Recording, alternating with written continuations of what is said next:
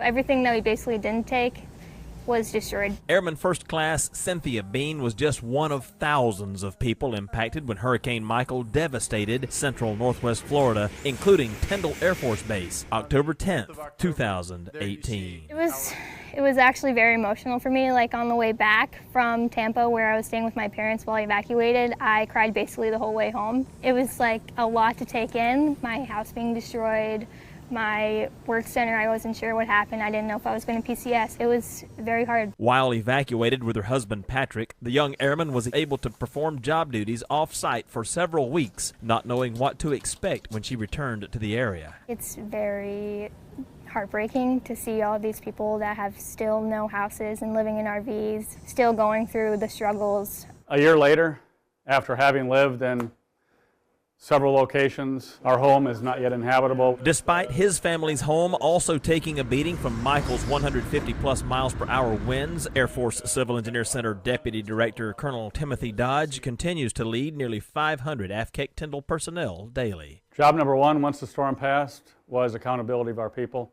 making sure everybody was okay. From the very start, the day after the storm, when we were putting generators in for facilities here on Tyndall Air Force Base out of Seamert, all the way till today, we have various work schedules to make sure that folks can rebuild their homes and to continue that mission and continue AFIMSC and AFCEC giving what commanders in the field need.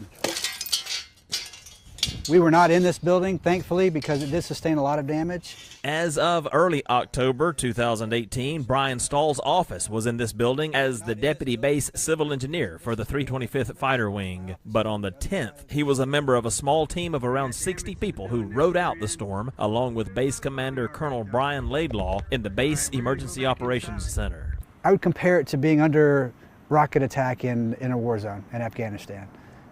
It was a pretty scary time. Even though the building we were in was 24-inch thick concrete walls, the building was vibrating.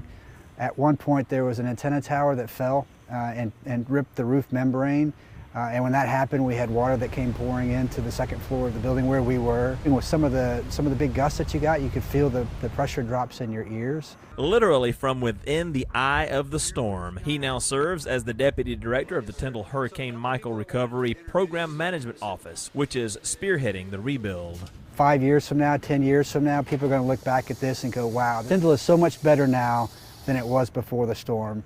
But again, it is all because of the efforts of all of the people that were here. We're just going to get through this and just be stronger than we were before. Reporting for the Air Force Installation and Mission Support Center, I'm Brian Goddin.